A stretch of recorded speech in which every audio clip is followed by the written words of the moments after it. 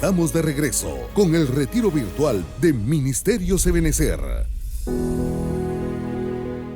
Dios le bendiga, amados hermanos. Qué alegría y qué bendición poder estar con ustedes en este tiempo para exponer la bendita palabra de Dios. Quiero agradecer a nuestro apóstol Sergio Enríquez que nos da esta oportunidad de poder dirigirnos a ustedes para hablar de temas inherentes a la palabra del Señor. Hoy quisiera iniciar con una oración para que el Señor tenga en sus manos este tema y que sea de enorme bendición para todos. Padre bendito, en el nombre poderoso de Jesús, en esta hora, Señor, te rogamos que nos des una palabra de revelación, de enseñanza, de adoctrinamiento a nuestra alma y a nuestro corazón para descubrir, Señor, cuáles son tus propósitos en nuestras vidas y qué es lo que tú quieres que nosotros hagamos. Te lo suplicamos en el nombre poderoso de Jesús. Amén y amén. Qué alegría poder dirigirnos a ustedes, amados hermanos. Hoy queremos hablar de la palabra de Dios y quiero hablar de un tema que se llama las ataduras del resucitado. Y es un tema que tiene por objetivo que nosotros podamos entender que cuando Dios nos resucita por medio de Jesucristo desde la perspectiva espiritual, nosotros tenemos que llevar procesos en el que vamos a ir desatándonos de todas aquellas cosas que nos contaminamos en el mundo, que nos contaminamos en la sociedad y en el transcurrir de los años. Para ello vamos a hablar de uno de los personajes más emblemáticos en la Biblia, porque es un hombre que experimentó el morir y luego resucitar. Es un acto por demás extraordinario cuando analizamos la vida de Lázaro, el amigo de Jesús que él resucitó. Y encontramos en la Biblia, en el Evangelio según San Juan, capítulo 11, versículo 44, que dice lo siguiente: y el que había muerto salió, los pies y las manos atados con vendas y el rostro envuelto en un sudario, y Jesús le dijo: desatadlo y dejadlo ir. Es impresionante cómo tras este evento tan extraordinario que es la resurrección de Lázaro, cuando este hombre sale de entre los muertos, imagínese usted nada más el escenario, 4 días de haber fallecido, incluso las hermanas de Lázaro decían, hiede ya el cuerpo, es decir, un cuerpo que ha fallecido tras 4 días obviamente está en estado de descomposición. Y si nosotros analizamos nos vamos a dar cuenta que para ese momento el cuerpo, la parte biológica del ser, pues ya se estaba desintegrando. ¿Y cómo es posible que tras el llamado que hizo Jesús cuando dijo Lázaro, ven fuera, volviese a tomar todo su organismo las mismas funciones que tenía antes de morir? Por donde quiera que analicemos este evento, necesariamente tenemos que reconocer que hubo un milagro, un poder de Dios extraordinario trabajando para la resurrección de este hombre llamado Lázaro. Y entonces esto podemos nosotros tomarlo como una figura, porque necesariamente también nosotros, dice el apóstol Pablo, estábamos muertos en nuestros delitos y pecados. Y cuando nosotros recibimos al Señor, cuando el Señor nos alcanza a nuestra vida, obviamente dice que somos vivificados, pasamos de muerte a vida, pasamos de las tinieblas a la luz admirable. Y podemos decir con toda claridad que este es un proceso de resurrección. ¿Por qué? Porque estábamos muertos y hoy tenemos vida. Entonces, tomando como figura lo que pasó con este hombre llamado Lázaro, nos damos cuenta que tras el evento de la resurrección, lo que hace el Señor Jesús es decirle a sus discípulos, desátenlo y déjenlo ir.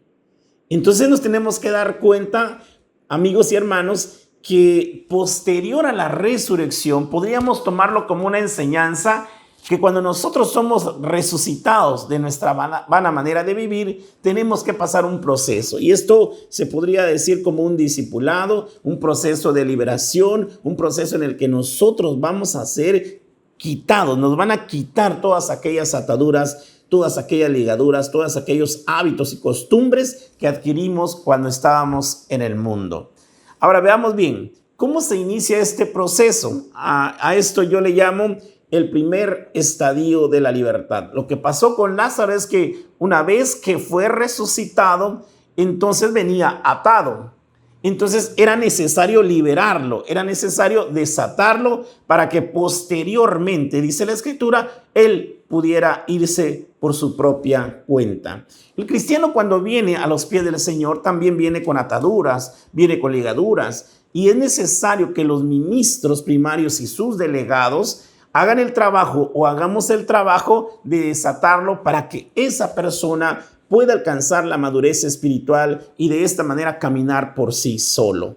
Entonces vamos a ver que antes de encontrar la resurrección de nuestras propias vidas desde la perspectiva espiritual, es importante entender que hay un proceso de conocimiento. Por eso a este primer estadio de la libertad, yo le llamo el primer estadio para alcanzar la libertad, la encontramos en el Evangelio según San Juan, capítulo 8, versículo 32. ¿Y qué dice la Escritura?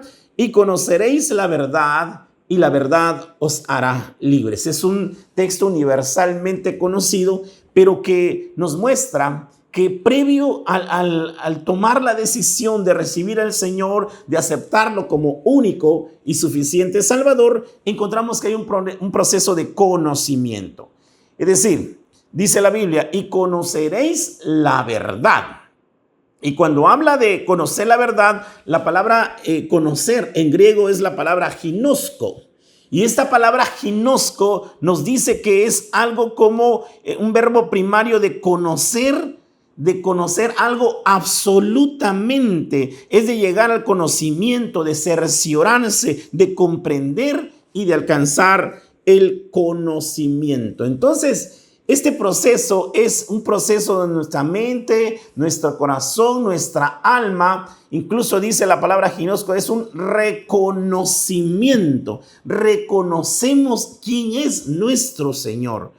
Reconocemos quién es nuestro Dios y reconocemos quién es nuestro Salvador. Esto nos puede sugerir que en la eternidad ya nos conocíamos o que ya le conocíamos a Él y que hoy venimos solo a reconocer. Y prácticamente la palabra reconocer es un verbo compuesto, es una palabra compuesta. Nos sugiere devolverlo a conocer. Entonces, amados hermanos y amigos, nos dice la Biblia que hay un primer estado de la libertad. La primera parte es conocer quién es nuestro Salvador. Y esto lo hacemos cuando se nos presenta el Señor como único y suficiente Salvador. Entonces, este es el primer estadio para alcanzar la libertad. ¿Dónde encontramos el segundo estadio? El segundo estadio lo podemos encontrar en Juan capítulo 8, versículo 36. ¿Qué nos dice la Escritura en este pasaje? Dice, luego, si el Hijo os libertare, seréis auténticamente libres. Es decir, en la primera conocemos y entendemos quién es nuestro Señor, pero la verdadera libertad, la verdad absoluta, se llega a conocer cuando el Señor Jesús nos hace verdaderamente libres. Entonces no basta solo el conocimiento, saber quién es Jesús, saber qué ha hecho por nosotros, saber el alcance de su sacrificio expiatorio, sino que es necesario que Él nos rescate, que Él nos liberte, que Él nos dé auténticamente la perfecta libertad. Y esto es cuando ya hay una comunión, esto es cuando tú le recibes, lo adoptas como tu Señor y Salvador, lo reconoces como el único y suficiente Salvador y que fuera de Él no tenemos nada. Este es el alcance que tiene el sacrificio expiatorio. Entonces, amados hermanos, nos vamos a dar cuenta que en ese proceso de conocerlo y de recibirle y de aceptarle, alcanzamos la libertad del espíritu, la libertad de nuestra alma, de las condenas que estaban escritas en la ley y que fueron clavadas en la cruz. Ahora somos salvos. En el espíritu, entonces, hemos alcanzado la libertad, pero una vez que nuestro espíritu está salvo, que ha sido redimido, ahora tenemos que encontrarnos con la liberación de nuestra alma, que nuestra alma también alcance la plenitud de la liberación. Pero ya sea que venimos ya contaminados del mundo O sea que dentro de nuestro caminar cristiano, nosotros nos podemos contaminar y podemos obtener algún tipo de ligadura, de atadura que nos vincula al mundo o al pecado. Y así vamos a encontrar ejemplos en el que nos damos cuenta que un pueblo que ya había sido dignificado a ser llamado pueblo de Dios, que incluso la Biblia dice que incluso era la esposa del Señor, hablado desde luego de manera figurativa, nos encontramos que el pueblo de Israel, el profeta Isaías le habla y le dice en el capítulo 52, versículo 2, lo siguiente. Dice la Escritura: sacúdete del polvo, levántate, siéntate, Jerusalén, suelta las ataduras de tu cuello, cautiva hija de Sión. Estamos hablando de un pueblo no cualquiera. Estamos hablando de un pueblo que fue llamado por Dios, que fue selecto por Dios, que fue escogido por Dios, y que ahora en este momento histórico el profeta le está hablando y le está diciendo: sacúdete del polvo. ¿Por qué hablamos o por qué habla el profeta de sacudirse del polvo? Porque el polvo representa el humanismo, el polvo representa el hogar de los que traicionan, el hogar de los que engañan, el hogar de los que están bajo maldición. ¿Por qué? Porque eso es lo que le pasó a la serpiente. La maldición que le dieron, ahora dice: te arrastrarás por el suelo y comerás polvo. Entonces, el polvo está hablando de una condición infrahumana, está hablando de una condición de pecado, de maldición. Entonces, muchas veces el pueblo de Israel, tras desobedecer al Señor, tras apartarse de sus mandamientos y de sus consejos, cayeron en estos estadios desagradables. Entonces Dios le dice: es momento de que te sacudas del polvo, es momento de que te sacudas de todo humanismo, es momento de que te sacudas de toda carga de pecado que tienes en tu vida. Y le dice además: levántate y siéntate. Eso está hablando de una persona caída. Si le está diciendo que te levantes y que te sientes, entonces estás hablando de una persona que está caída, pero en este momento le está hablando a un pueblo, le está hablando a una nación. Quiere decir que el pueblo todo o la gran mayoría se habían apartado de Dios y que era importante que ellos regresaran a su Señor, regresaran a su Dios. Y entonces, fíjense que la parte final de este versículo de Isaías 52:2 dice lo siguiente: suelta las ataduras de tu cuello, cautiva hija de Sión. Entonces quiere decir que el pueblo de Israel para este momento estaba siendo cautiva y había algo que lo ataba. Por eso dice: suelta las ataduras. Aquí hay algo impresionante, porque cuando le dice suelta, es decir, le está diciendo que ellos tienen la capacidad de soltarse, que ellos tienen la posibilidad, que depende de ellos el soltarse de su cautiverio. Es decir, no era un externo, no era un tercero el que tenía que dejarlo en libertad, sino que ellos mismos podían liberarse. Dice: suelta las ataduras de tu cuello.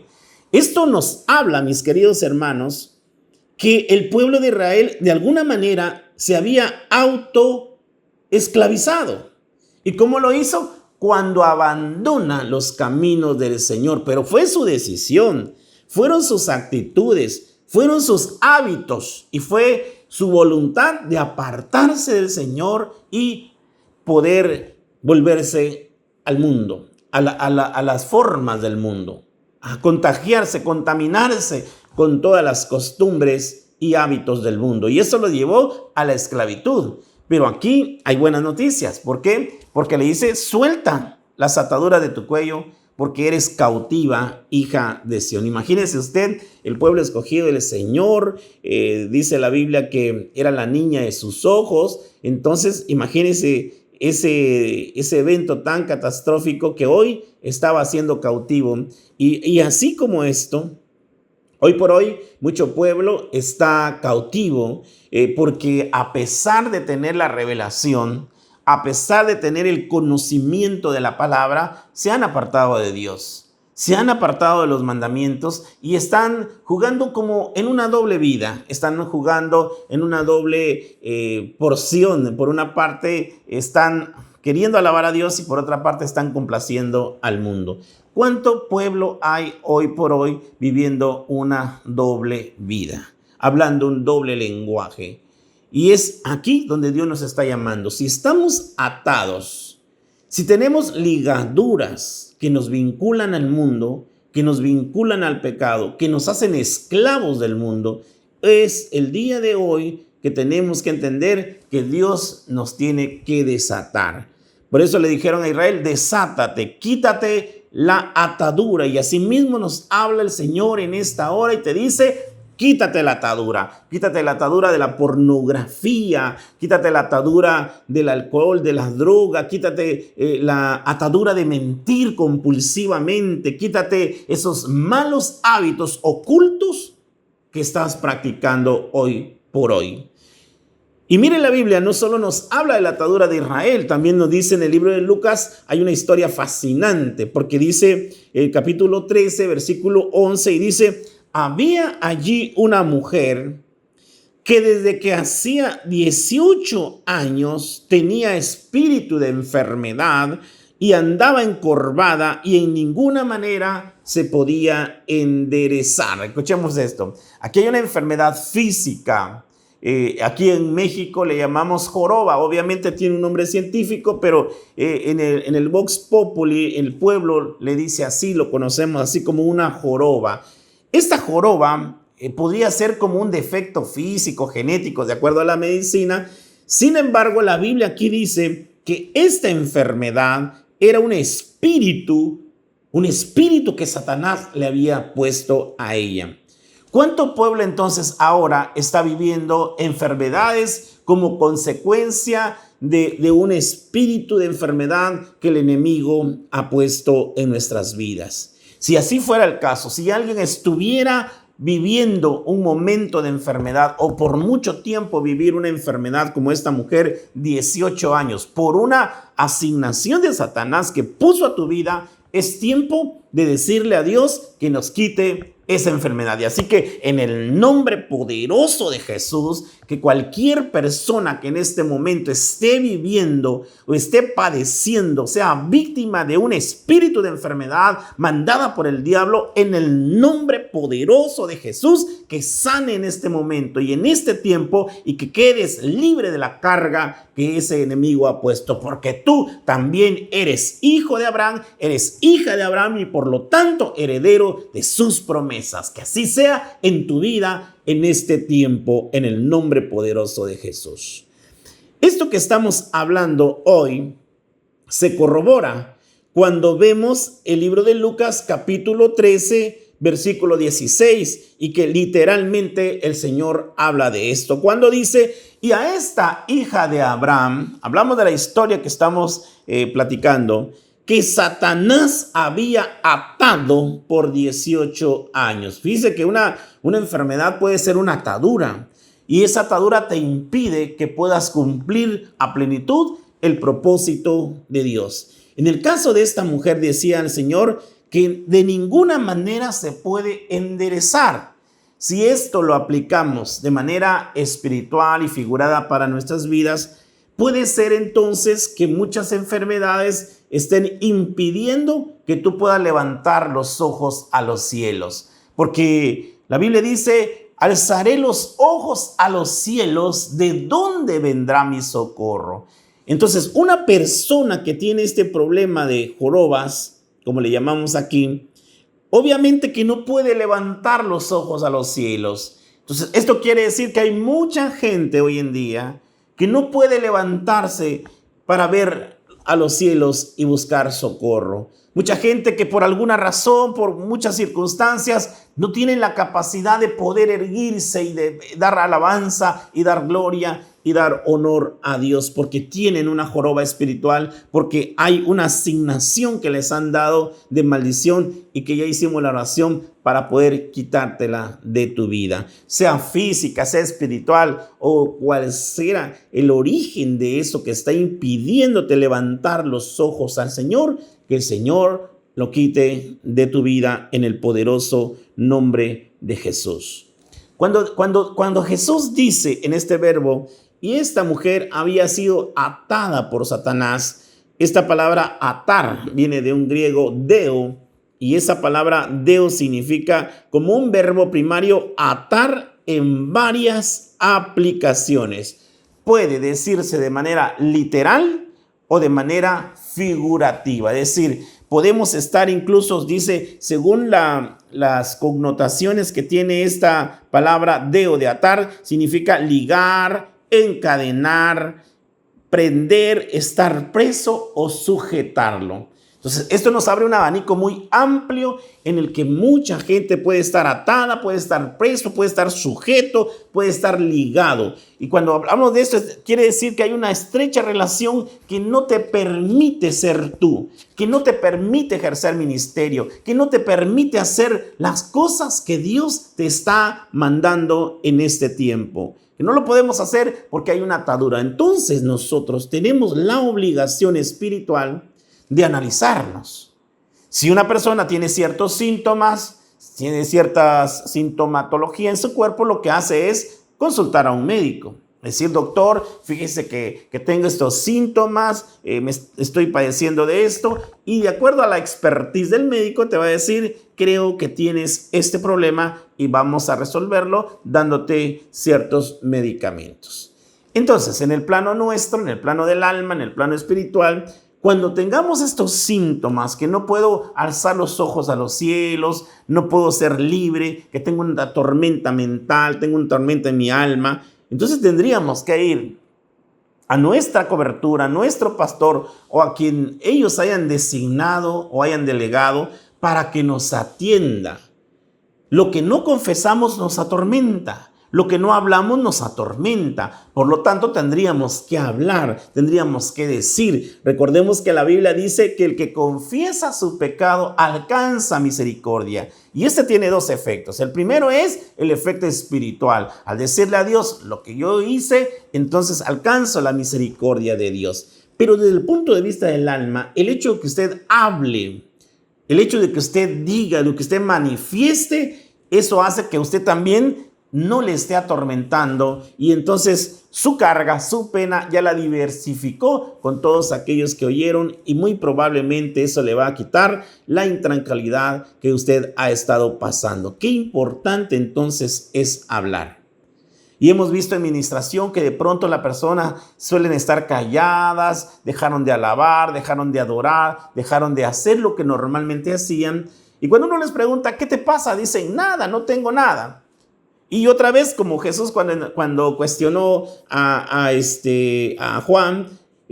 Pedro, y le dijo, ¿qué tienes? Y la gente te dice, no tengo nada. Pero una tercera vez, ¿qué es lo que tienes? Es que no tengo nada. Bueno, sí tengo. Y empiezan a hablar y a decir, y nos damos cuenta que habían tormentos en su alma, que estaban trabajando, que la estaban sojuzgando, que la tenían atada o que la tenían preso.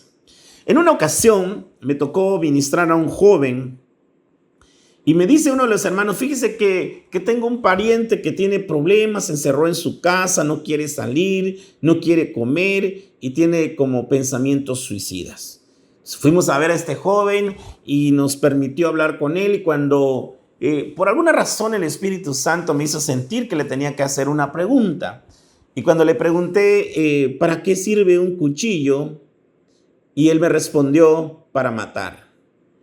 La respuesta de este joven me reveló a mí que le estaba pasando por un momento crítico, porque un cuchillo te podría servir para partir verduras, frutas, para cocinar, para partir un pastel, pero el hecho de que a la primera pregunta te contestara para matar, quiere decir que esa palabra estaba resonando en su mente y en su corazón y era necesario atenderlo de manera inmediata. Entonces le presentamos el evangelio, recibió el Señor, hicimos una oración y constantemente lo estuvimos atendiendo hasta que salió de ese cuadro depresivo en el que él solo estaba esperando o pensando en la muerte. Cuando entonces el enemigo te liga, te ata, puede tenerte preso, estar sujeto a pensamientos negativos, a pensamientos de muerte, a pensamientos de fracaso. Y eso es justamente lo que quiere hacer el enemigo. Toda atadura, toda ligadura que hace el enemigo tiene la finalidad de cumplir con su propósito. Y usted va a recordar que el propósito de Satanás es matar, hurtar y destruir. Cuando el enemigo llega a la vida de alguien, cuando el enemigo llega a la familia de alguien, jamás de los jamases va a ser para algo positivo. Va a cumplir o pretende cumplir su propósito, y el propósito es matar, hurtar y destruir. Por eso es que liga, por eso es que ata, por eso es que sujeta a las personas con cargas que la persona sufre al llevarla e impide la plenitud de su felicidad, la plenitud de su servicio, la plenitud de su adoración.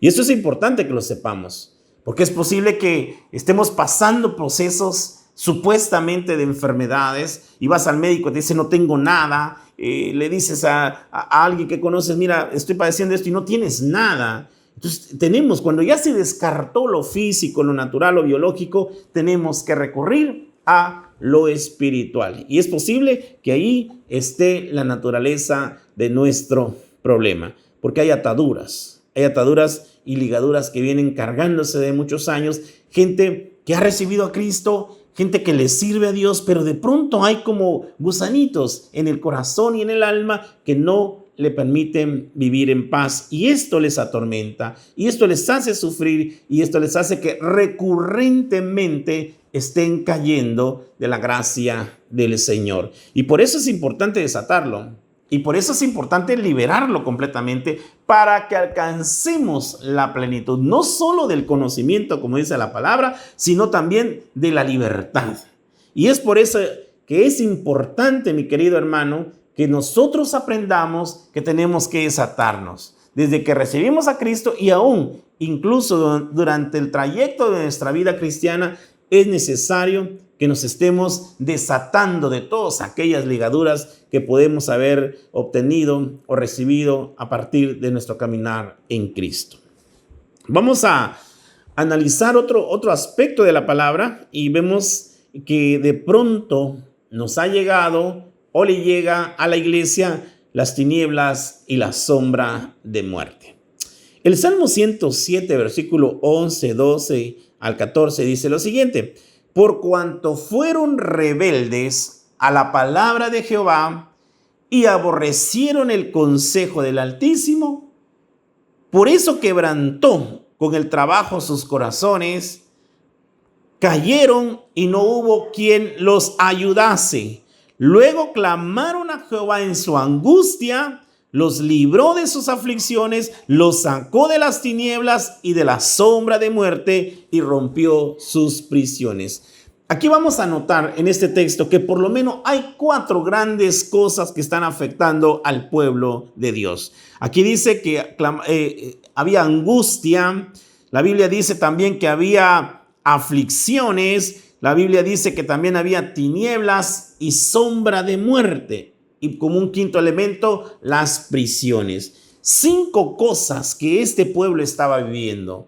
5 cosas que le estaban afligiendo, que estaban haciéndoles perder la paz, el gozo, el éxito, la bendición de sus vidas. Y era conjunto, era un pueblo sufriendo las mismas consecuencias. Pero aquí el Señor revela a ese pueblo, les dice cuál es la causa que generó estas condiciones en las que hoy viven, y también revela cuál es la solución al problema.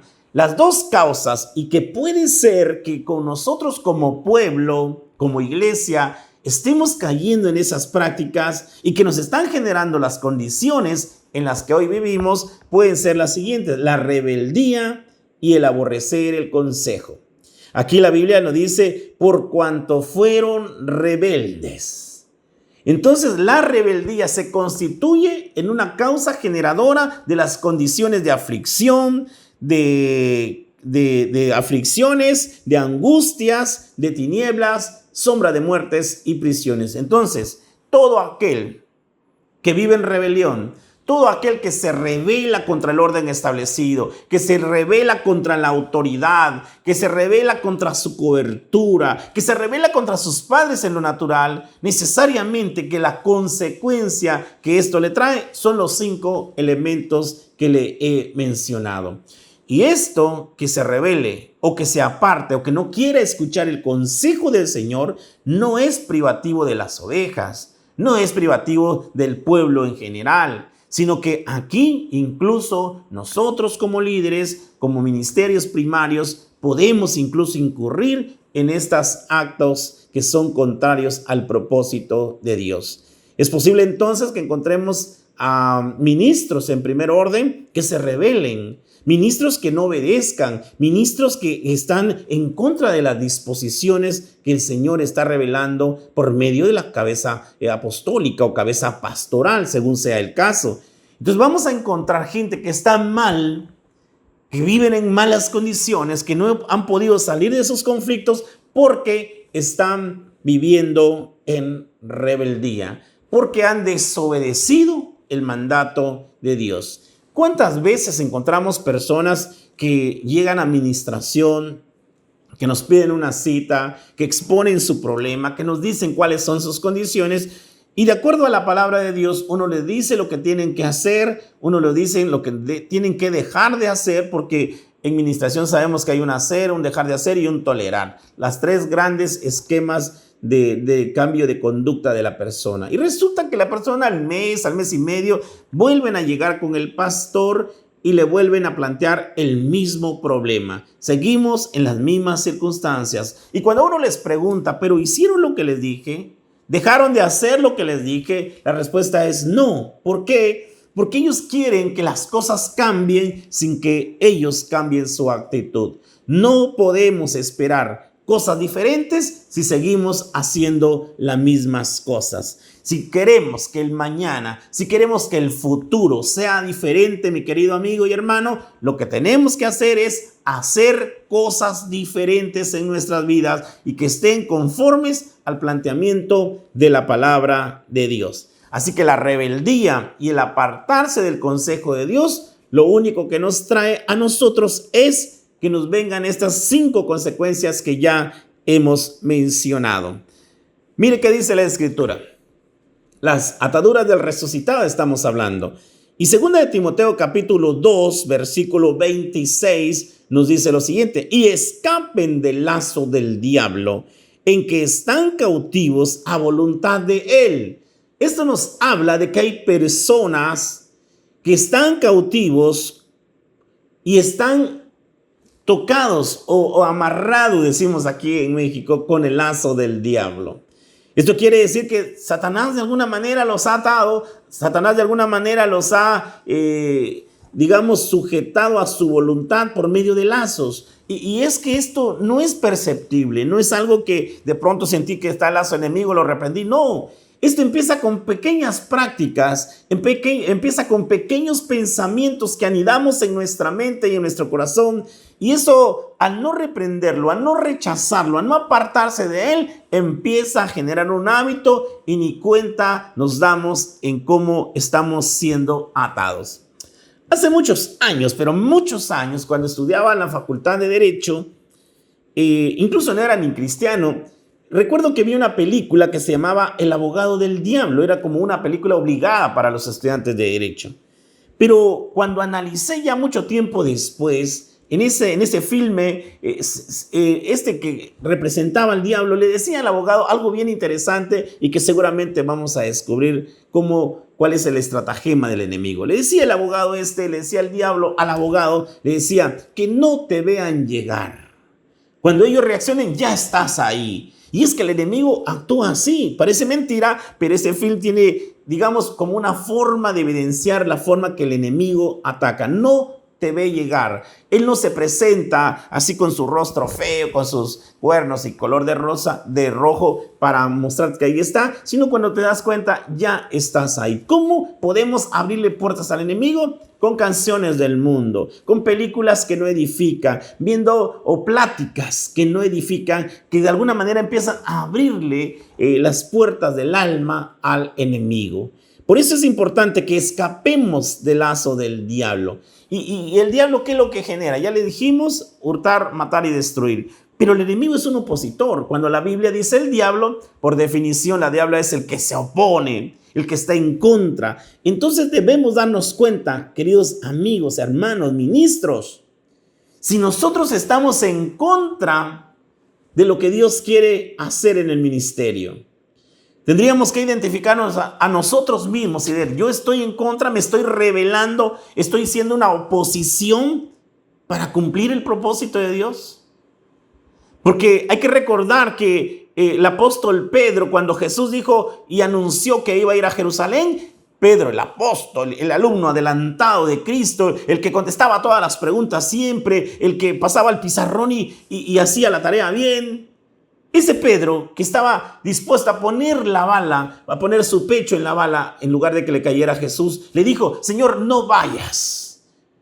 No vayas, si quieres voy yo, si quieres yo pongo mi vida por ti, pero a ti que no te haga nada. Desde la perspectiva del alma natural, esto hubiese sido un acto noble, un acto heroico, un acto sublime, decir, oh, está dispuesto a morir por su maestro. Pero realmente Jesús, que no vio lo natural, que no vio lo perceptible por el humano, sino que podía percibir el corazón, él dijo, apártate de mí, Satanás. Entonces aquí identificamos que lo que realmente el enemigo había puesto en el corazón de Pedro era oponerse al propósito de Dios. Mucha gente se va a acercar contigo a decirte, no, mire pastor, mire profeta, ¿por qué no mejor hacemos así las cosas, que le agregamos esto? Y uno tiene que identificar cuando esa persona realmente te está provocando que vayas a hacer algo mejor de lo que tú hayas planteado con el propósito de Dios, e identificar cuando la persona lo que quiere realmente es oponerse a lo que tú estás haciendo. Y esto puede surgir muchas cosas. Puede venir un momento en el que vas a tener en tu corazón el hecho de que realmente necesitas el auxilio, el apoyo, necesitas conocer a la persona que te está diciendo y saber si realmente tiene un propósito de Dios o está siendo utilizado por el enemigo para poder entorpecer la obra que Dios te ha dado. Y es aquí donde entramos nosotros a un discernimiento. Por eso dice, y escapen del lazo del diablo en que están cautivos a voluntad de él. Esto es muy fino.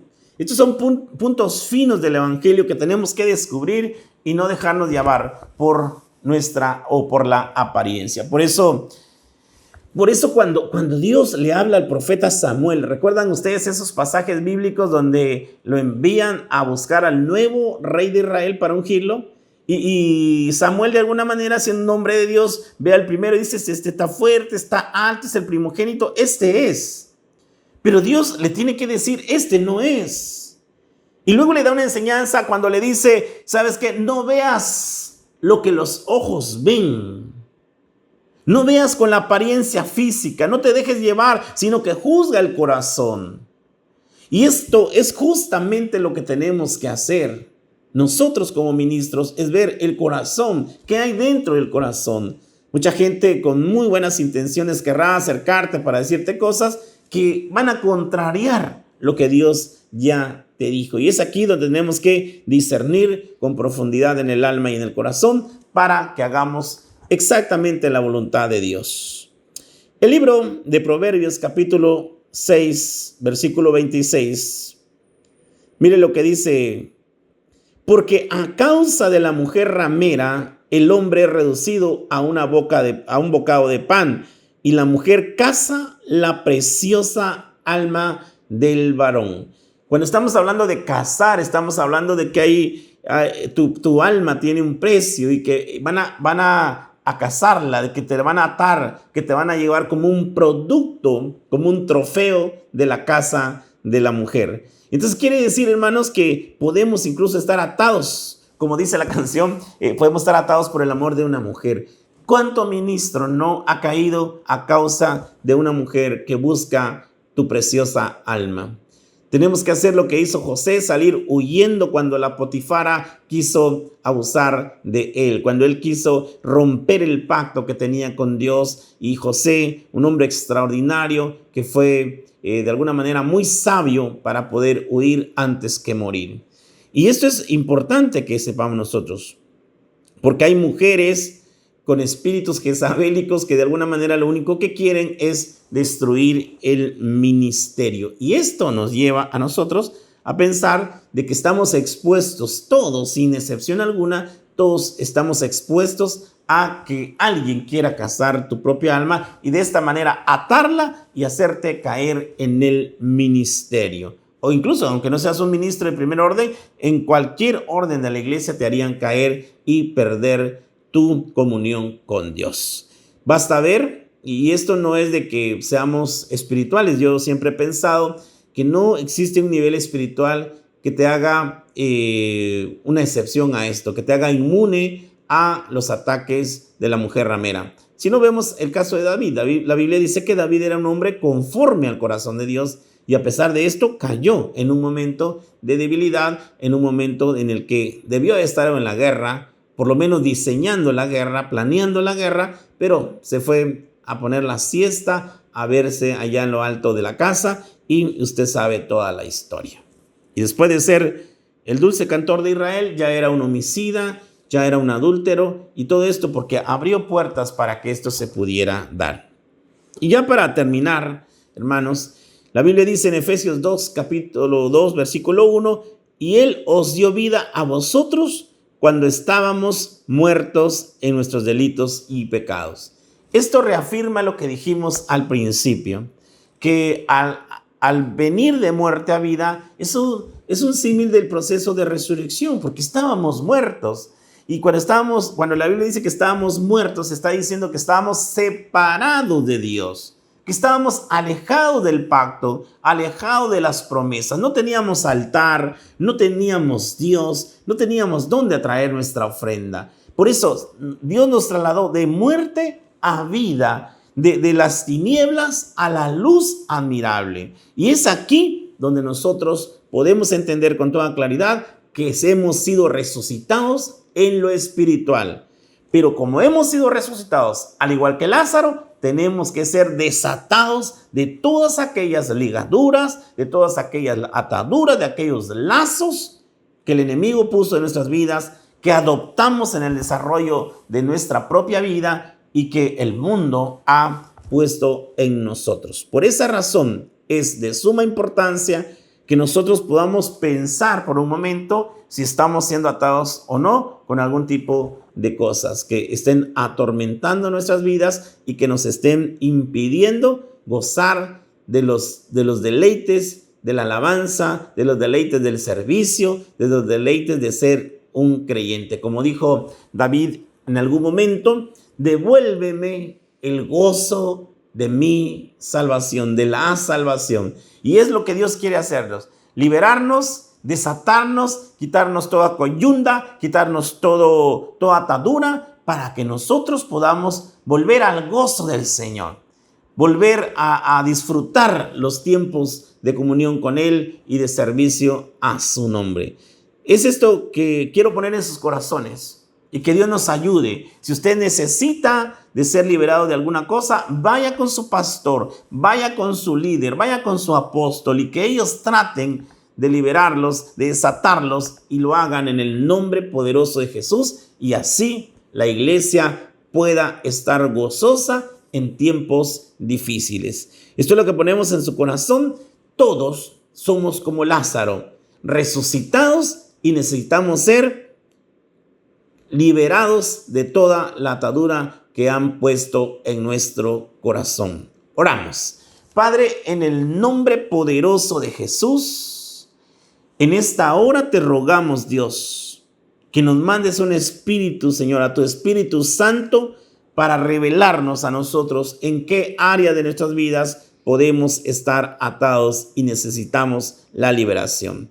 Te lo suplicamos, te lo rogamos, poderoso Dios, en el nombre de Jesús. Ayúdanos a poder ser libertos. Ayúdanos, Señor, a alcanzar la libertad, a dejar de ser presos de nuestra mente, nuestro corazón, de nuestros malos hábitos. Y ayúdanos, Señor, en el nombre de Jesús, a ser verdaderamente libres. Porque está escrito, así dice tu palabra, conoceréis la verdad y la verdad os hará libres. Así que, mi amado hermanos, que Dios te bendiga, que Dios te guarde, que Dios permita que tú puedas vivir en auténtica libertad, gozándote y disfrutando de todas las promesas que el Señor nos ha dado. Te mando un fuerte abrazo, muchas bendiciones y que el Señor te regale y te dé a ti todas las promesas que Él ha prometido en la Escritura. Y como dijo el apóstol Juan,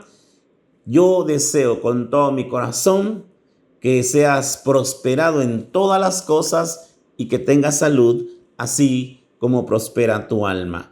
Y una forma de que el alma prospere es que sea desatada. Y una vez que somos desatados, entonces se cumplirá lo que dice la palabra del Evangelio que leímos: desatarlo y dejarlo ir. Es decir, ya puedes vivir conforme al propósito de Dios por ti mismo, sin la ayuda de otra persona. Que Dios te bendiga, que Dios te guarde. Nos vemos hasta la próxima. En breves instantes regresamos con el retiro virtual de Ministerios Ebenecer.